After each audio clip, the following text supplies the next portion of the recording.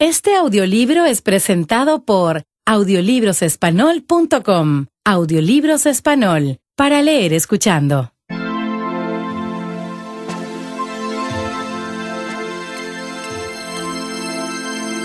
El simbolismo del Quijote, Ricardo López Raigada. Hay épocas singulares en la historia, señaladas por la grandeza de sus hechos. Épocas en que sus protagonistas se alzan por encima de sí mismos y realizan verdaderas proezas. Sus hazañas se tornan legendarias y sus nombres de inmortal memoria. En tales momentos, el curso de los acontecimientos humanos toma el rumbo marcado por aquellos hombres superiores que se han convertido en encarnaciones del destino. Mas no solo son sus logros o victorias, sino la forma ejemplar de vivir y de morir que los hace dignos de la gloria. Leónidas y sus 300 espartanos en las Termópilas, los grandes triunfos de Alejandro en Persia, y la nobleza y generosidad con las hijas y la esposa de Darío, César, victorioso llorando ante la tumba de Pompeyo, Rolando,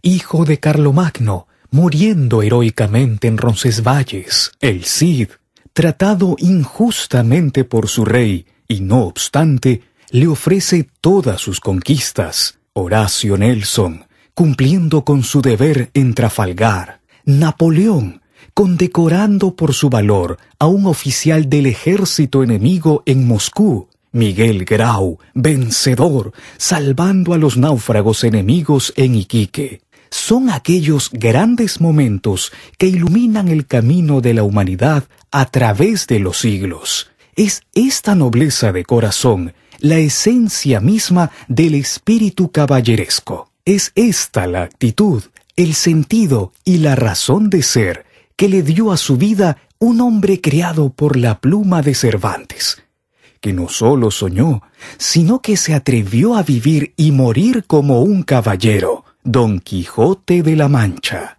El mundo del Quijote ¿fue solo una fantasía producto de su desvarío o fue el resultado de una percepción más honda de sí mismo y del entorno? Hay quienes piensan como Jorge Ángel Ibraga, que nos dice: no hay locura más terrible que vivir la vida gris y rutinaria, movida por intereses egoístas y huyéndole a todo esfuerzo por una noble causa. Y no hay cordura más grande que vivir por un ideal, luchando por todo lo noble y todo lo bueno, buscando siempre la verdad y la justicia. Don Quijote encarnaría entonces una visión elevada de la vida que nació cuando aquella visión estaba muriendo, pues el idealismo de la Edad Media, con sus caballeros, con sus trovadores, con su cortesía y sus damas, eran ya solo un bello recuerdo. De allí su drama y su tragedia.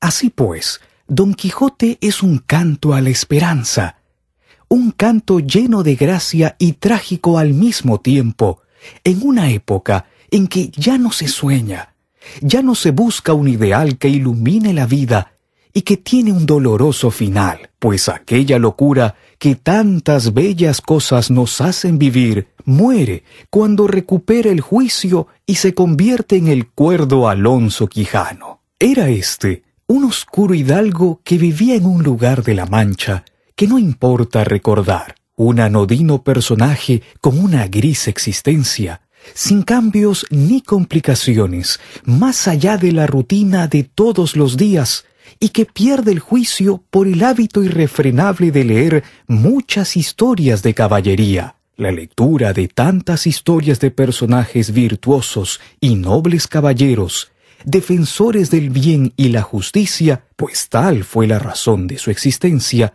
le habían saturado la mente, desquiciándole el juicio y con un inmenso deseo de llegar a ser como aquellos, honorable, generoso y valiente en su intención de emularlos. Tal fue el desvarío que no solo imaginó, sino que se convirtió en un caballero como el de las historias que tanto leía. Montó sobre su rocín flaco, se colocó una vieja armadura y salió de su casa en busca de aventuras, para así rendir culto a Dios y al honor, luchar por la justicia, defender a los débiles y combatir por todo lo noble y todo lo bueno. Toma el sobrenombre, como era costumbre en tiempos de coraza y rodela, de caballero de la triste figura. Asume así el protagonismo de una aventura grande y maravillosa, llena de hechos memorables, en donde se mezcla lo cómico y gracioso,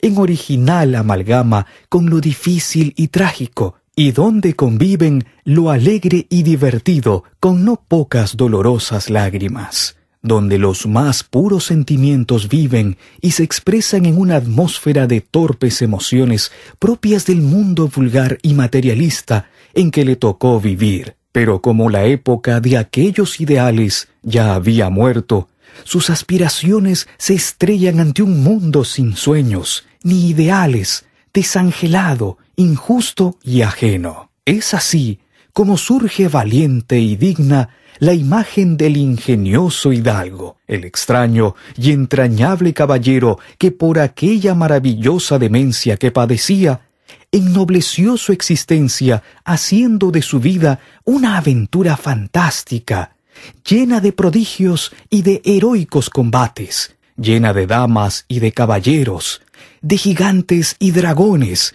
y de terribles magos y hechiceros, con una enorme dosis de honor y abnegación, de incontables momentos de gracia y encanto, envuelto, y he aquí lo grande, en un escenario del más terrible y duro realismo. Esta obra excepcional, escrita como lo declaró el propio Miguel de Cervantes, para acabar con el hábito nocivo de mucha gente de leer sin descanso historias de caballería, se convirtió paradójicamente en la más bella historia de caballería y al mismo tiempo en la más leída de todas las narraciones de este género. Dicen que, efectivamente, el Quijote logró su objetivo de sanar a muchos lectores de tan perniciosa costumbre, pero lo que no pudo fue curar a miles y miles de personas a través de los años de disfrutar del encanto de leer sus propias hazañas. No sabemos si el deseo de erradicar aquella costumbre tan extendida en su época fue la principal causa que llevó a Cervantes para crear tan hermosa novela. Lo cierto es que la obra y sus protagonistas han rebasado largamente tales intenciones, habiendo alcanzado tal trascendencia y significado que hoy se encuentran en un sitial que pocos han logrado en la literatura universal. Se ha escrito, analizado, estudiado, interpretado y criticado desde los más diversos ángulos, y no solo en lo literario, sino en lo psicológico, antropológico, etcétera, etcétera. Se ha traducido a todas las lenguas cultas del planeta, siendo ponderada y valorada por autores de todas las épocas. Aún se sigue escribiendo y descubriendo aspectos y ángulos nuevos que enfocar. Parece, pues, una inagotable fuente de inspiración para todo aquel que se acerca a beber sus fecundas aguas. ¿Existe un trasfondo esotérico en el ingenioso hidalgo? ¿El enigmático Cervantes lo pretendió? En el siguiente pasaje leemos: «Dichosa edad y siglos dichosos, aquellos a quien los antiguos pusieron nombre de dorados, y no porque en ellos el oro, que en esta nuestra edad de hierro tanto se estima, se alcanzase en aquella venturosa sin fatiga alguna, sino porque entonces los que en ella vivían ignoraban estas dos palabras de tuyo y mío. Eran en aquella santa edad todas las cosas comunes. A nadie le era necesario, para alcanzar su ordinario sustento, tomar otro trabajo que alzar la mano y alcanzarle de las robustas encinas que liberalmente les estaba convidando con su dulce y sazonado fruto.